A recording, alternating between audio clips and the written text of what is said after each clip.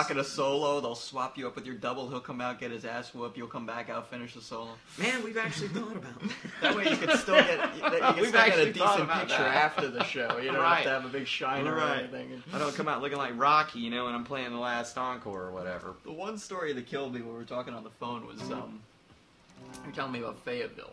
You had a gig out there where you walked in and the bouncer just totally threw you for a loop. Oh.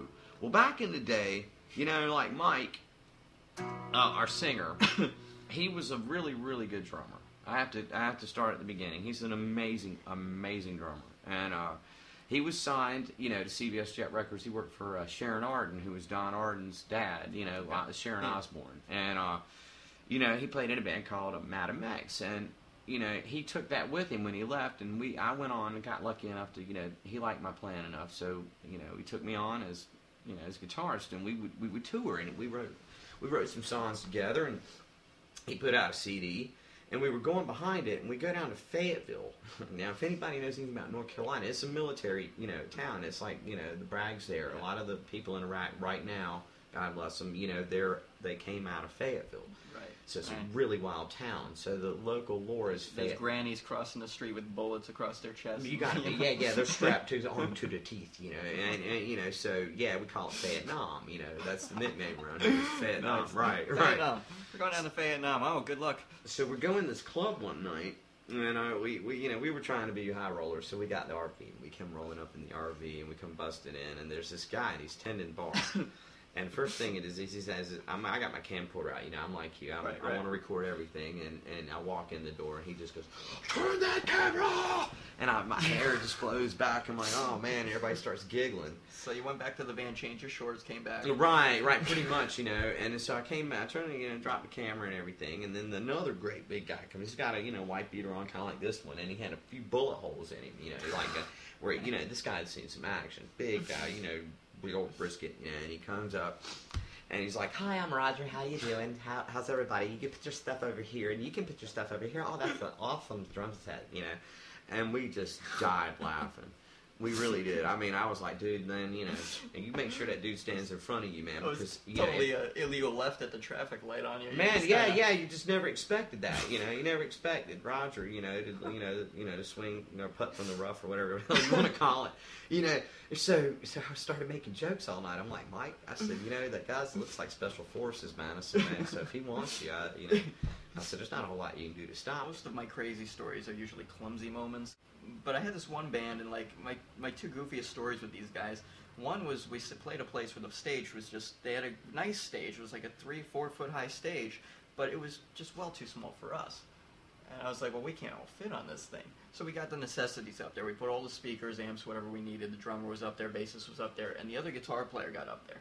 But I was like, I'm going to leave my gear up there, and I'll go up there if I need to hit a switch or something, but I can't, I'm too ADD. I need to be all over wherever. So we stayed on the floor, and we had blocked in with the floor monitors. We blocked in a small floor area, so at least me and the singer could stay down there. Right. And like an idiot at one point, I'm up and down this thing. It's like the Stairmaster from hell trying to get to my foot switches. You jump up, you hit a switch, jump back on the floor. Jump back up at the thing. You know. I got up there, I hit the switch, and at one point I jumped up, and I really just didn't want to stay up there too long, so I had jumped up enough just to kind of hit the switch, turn, and flop back off. Right. Well, somewhere in the 180 turn, singer had just stepped back into my zone. Oh, man. He doesn't see me. He just stepped back to do one of his, you know. He steps back, I go forward, and he nearly swallows the mic. Oh. I jump down, and I just kind of forearm on his back to prevent us from colliding, and he's... and he keeps going, and I'm like... Did they have to have it surgically removed after the show? Fortunately, it wasn't like Steven Tyler or anything, so he would have had it down his throat and back out. But he was just, you know, gagging on for a second. He turns around and looks at me. It was like the look of death. It was an original band that we just did mostly covers, but they had a CD, and the irony was that they wrote the CD before they got me. Right. So they had only one guitar player and brought me in, and I had to learn all these songs. And one of the songs was called Circus Creatures. And I can't repeat a single lyric right now because it was that risque. And I just went, I get it. Oh yeah. What inspired this bloody song? It was inspired by the girls that you end up seeing at your show that you honestly wouldn't go near with a 10-foot pole. Man, you know, and that's another freaky thing, as right? can be. I got to interject right there. Okay, I'm going to interject right there. Okay, listen, most of the girls that stay after the gig, you don't want. They got like tattoos of a fruit fly or something, Right. man. Hard-looking women, you know, and that's the thing about the game is everybody thinks, oh wow, you're a rock star. Well, Yeah, no. There's still a filter in the pool. you got that right. You know, and the funny thing is you'll be on stage and you'll see the girls that you're interested in, and they'll go home with somebody else Right. while you're at work, because you're at work, and they go, don't go, wait, come back, you know, and the ones, you know, like you said, you know, Hey, doll, you got anything stronger than Jack Daniels? You're talking to a lady here. and you're like, oh my She god, puffs on the cigar.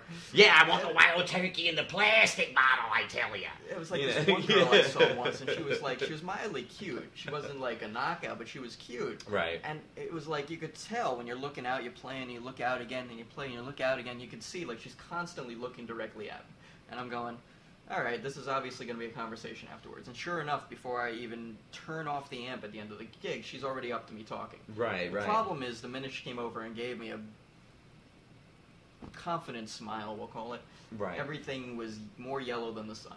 And I went, okay, well, I have to go.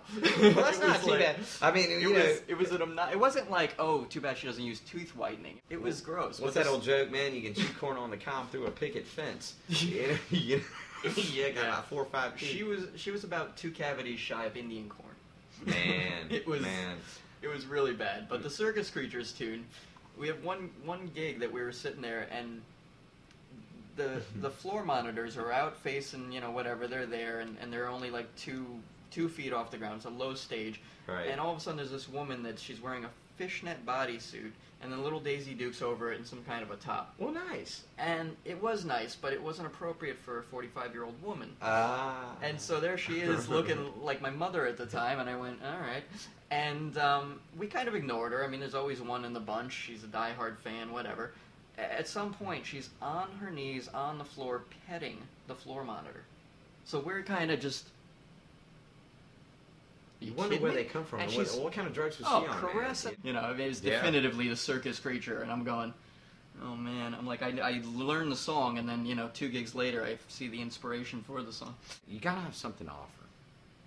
I mean, first of all, you gotta have something you gotta put out there. There's gotta be something. More than I mean, just playing one. Yeah, I mean, yeah, Adam Lambert, I mean, or whatever. It's like, but there's a niche. There's something going on. And so you have to have something to bring to the table. So, I mean, there's already been a Nickelback. There's already a promo, Right. so you don't need to reinvent that kind of stuff. You Right. need to come out and you need to do your thing. Now, the thing is even those people, they pay to go in to the Right. show. And so that ultimately is who I'm trying to entertain and I'm trying to work for. And I think in the business a lot of times, you know, with self-indulgence, a lot of people really get wrapped up in me, and what I'm going to do and how great I am. And I don't see it that way. I see it as like, you know, we're lucky to be here. I'm really lucky to have this job. And I'll do the best I can to entertain those people for the $5 or $10 that they spend at the door. You. Yeah, you know, they're there for the show, and without them, you know, there's no money.